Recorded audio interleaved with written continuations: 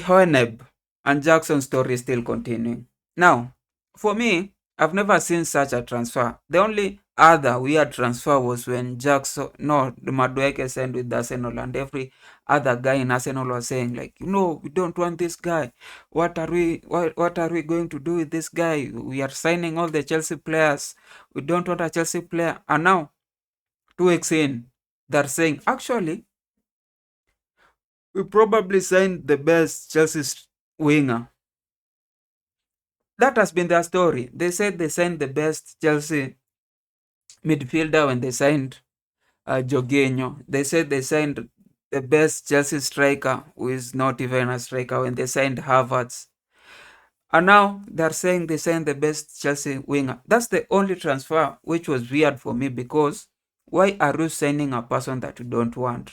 I've not seen a lot of this occurring, especially for the people in the club. It's usually for some fans. Like some fans will say, like, you know what, this is not the guy that we wanted. And it's usually because we were looking for this other guy, but then you brought this other guy. That's the only scenario where fans usually say, why are you bringing this guy? We wanted this guy. The same way we say, why are you bringing Garnacho? We wanted Xavi Simons. But it's not like we are hating on a new signing just for it.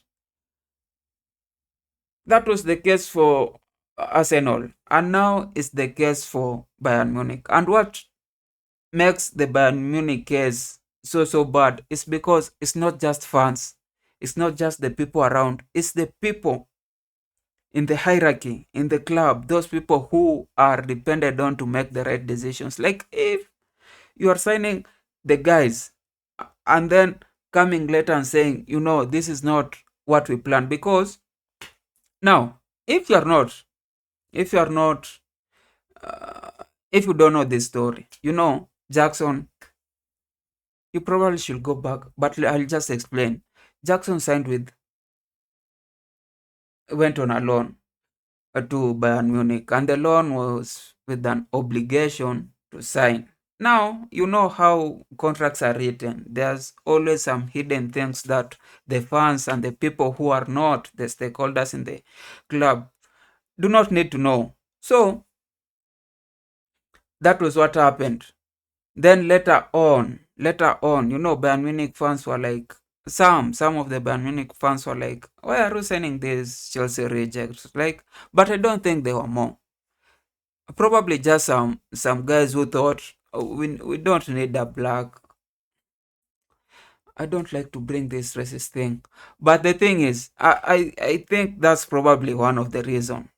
So Hoeneß was going to explain to the fans why he thought that Jackson obligation, that Bayern obligation to buy Jackson will not suffice, like it will not happen.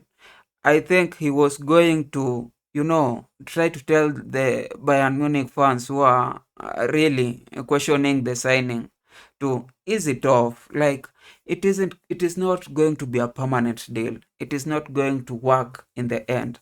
I think that's what he was doing. But the thing is, there's a kind of, probably emotional intelligence that you need when you are facing this thing, because there's a lot of parties. There's a Jackson party, there's fans, then there's management. Now, it was trying to quell the fans by really explaining the management decision making, in that, yes, we took him on loan, but we are not going to sign him permanently, because we think probably if even Ken will be out next season, we'll find a better striker. And in the way of doing it, he was trying to explain why this was not going to be an obligation, and trying to say the obligation only becomes, like, the contract only becomes an obligation if Chelsea or Jackson plays 40 games, which is not possible because Jackson will be in AFCON in January, and Bundesliga, they usually play 34 games, and Champions League is 13 games. So that's a total of 45 games. 45, 34 plus 13, 47 or 48 games, which they think even If he starts majority of the game and misses the games that will miss in January, he will not be able to reach 40, which was trying to quell the fans, trying to tell them that this the management is right. The management is always had your view. Like, it was not, they are not going to sign Jackson permanently. But the thing, they forgot that Jackson Camp, especially the way he was moving from Chelsea to Bayern Munich, was a little bit, he was forcing himself, and all he needed was to be, taken by good hands. Like, if you want me, I'll want you back. Now, for them to hear that the Bayern Munich were not even serious with the deal, and they were just taking it as a joke, and even going to the media to say that, we didn't even pay the majority, like we didn't pay all of the loan, like it's Jackson Camp who had to pay 3 million. What that, the perception that Jackson gets from hearing that I wanted to go from Chelsea to Bayern Munich, and then Bayern Munich do not even want me. Like, they were, like, Jackson had to pay a part, a 3 out of 16. That's like, I was like, mathematics. That's nearly 14% of your transfer, of your loan obligation. You're paying like 14% to move to a team that does not want you.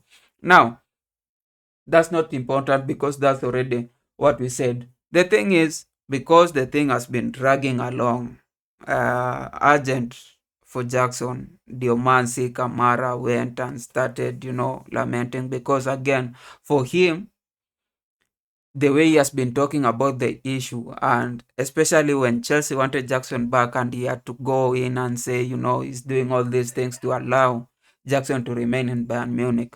To now come, it's like face in the mud. It's like everybody's now looking at you differently. Like, we thought you are a genius. What? What's this? What's this? What's this signing? Didn't you read the contract? Are you not that bright? Are you not the guy that we thought you were? So for him, again, it's like he's doing the same thing he did to Chelsea, to this Hoeneß. It's like trying to tell him that you don't know your thing. Like, uh, everything will be revealed in due time. And for me, I feel that this war of words, this war of words will only, because Hoeneß is a very, very respected person in Munich. He has been there as a player. He has been there as a manager. Was he a manager? But he has been there as management, part of the management. So he's very, very respected. He knows the guys there. So if you are going to him with, a war of words, there's a huge percentage that you lose it. So for Jackson, as I've already said in my previous videos, I don't know where or what or how they're going to do in this case, but I think there's a huge scenario where he's not bought permanently and he'll have to come back to Chelsea. And Chelsea, after they have demonstrated they'll never want him back, whether he plays well, and he has been playing well. Even with Senegal, he scored against uh, DR Congo, which was a very, very good game. A good goal, I mean. But then he will not get a lot of minutes. He's not going to get a lot of minutes for Bayern, because Ken is there and Ken is scoring 4, 5 goals per game, 3 goals per game. It's very interesting, and that's why I'll be watching. I'll be watching for this. I'm very, very invested in this story. I want to see. That's right now. We are just waiting for Hoeneß after Diomansi Kamara said he probably doesn't know what he's doing or what he's saying. Like, probably by now, Diomansi Kamara have, like, probably something. They have a hidden card that they're going to show him at the end. It will be like a, reverse. Like, you wanted us out? No, it's us who want you out. Anyway, that's up to me. That's what I feel. Nice day.